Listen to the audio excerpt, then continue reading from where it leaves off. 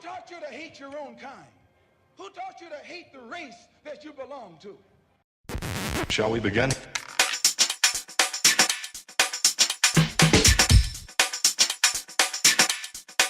Let's begin now.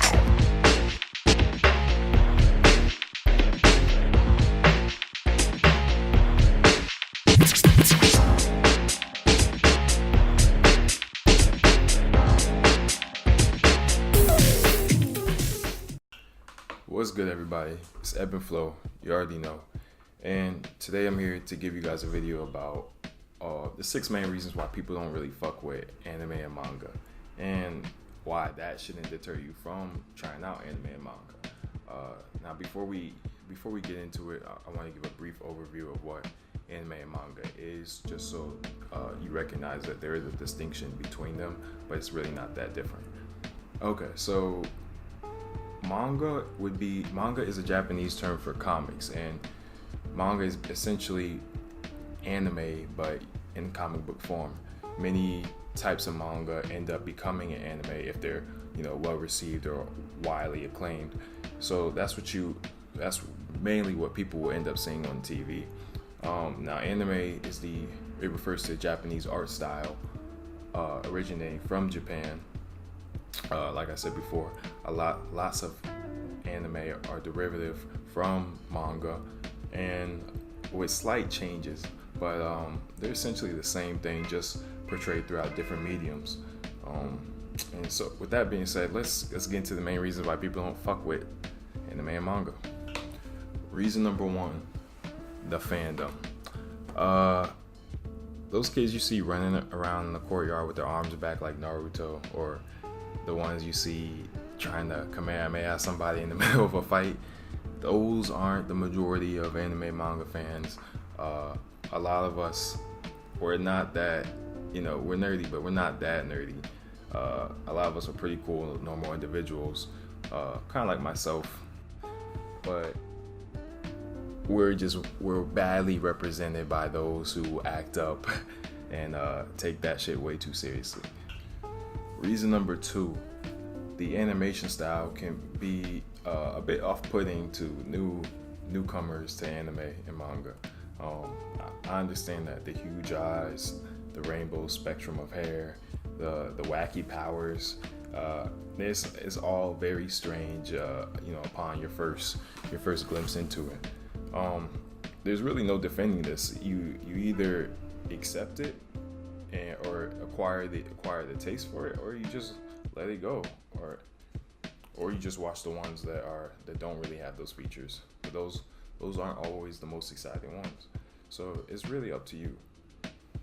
Reason number 3, that would be the dramatization and the humor in certain moments. Japanese culture does drama and humor in a very particular manner, in which, especially in the drama area, conflicts can be dragged on longer than they should, just to add emphasis, make you really feel what's going on. But sometimes it can be annoying and boring for people who aren't used to it. It's really not a negative. The dragging on of these moments and the emphasis of these moments really helps create iconic and epic moments in the story, making it truly memorable. As far as the humor is something you have to get used to. I know anime and manga, they like to employ a lot of gags in which somebody will do something normal and it ends up, with this kind of like cartoon, Looney Tunes type of gag where, the eyes might pop out, or, the faces end up becoming weird or whatever. It's personally funny to me, but like I said before, it's an acquired taste, and understanding more about another person's culture, the culture, especially Japanese culture, and just giving it a chance, you might find it be funny to yourself too. Reason number 4: Japanese culture. Now, Japan is literally on the other side of the world, and many of their values, ideals, stereotypes are vastly different from ours. These attitudes can persist in the art form, while there are some that can pull off a Western perspective in their content, but for the most part, it's pretty hard for them to pull off. And you'll see Japanese values and ideals being represented in anime and manga.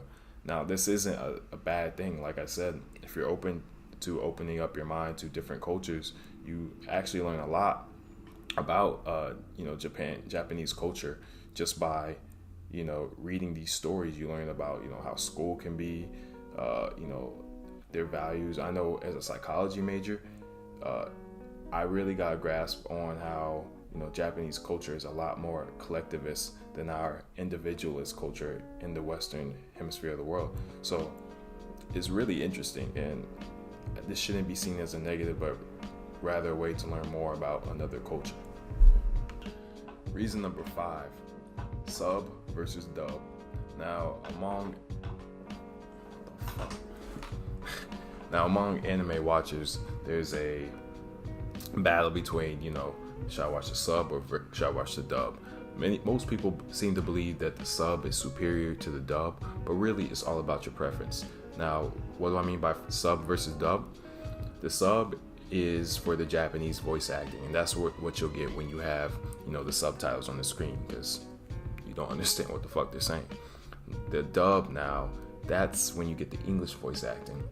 And a lot of people don't like the English voice acting because like I said before, it's hard to kind of translate Japanese culture and mannerisms over to the, the English, American, I guess, way of speaking. So a lot of times it can come off as corny or cheesy how they talk. There are dubs that do pull it off well, i.e. Cowboy Bebop, i.e. Yu Yu Hakusho, but it's very few and far between. All I have to say is, watch what you like, watch what you want to watch, and give it a shot. If you enjoy the dub, watch the dub. If you enjoy the sub, watch the sub. Just do what's best for yourself. And finally, reason number 6, you just haven't watched or read a good one, man. Like, you can't knock it till you try it. Imagine if a Japanese person came over to America and judged all American cartoons based off of watching Caillou, when we got shit like Hey Arnold and SpongeBob, and I can go on, Ed and Eddie, so you can't judge it based off, your something that you've watched maybe once or twice. You gotta watch the good ones. If you're wondering which ones are good, feel free to message me or ask me or whatever, contact me. But here are a few widely acclaimed series if you're interested. We got Full Metal Alchemist Brotherhood, Fate Zero, Monster, Death Note, Hunter x Hunter, as far as anime goes. And then manga, we have Slam Dunk, 20th Century Boys, One Piece, Shaman King, Kingdom. Come on, bro.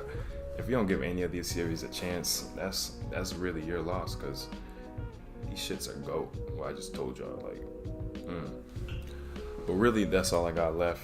Don't let any of these reasons deter you from trying out an anime or a manga.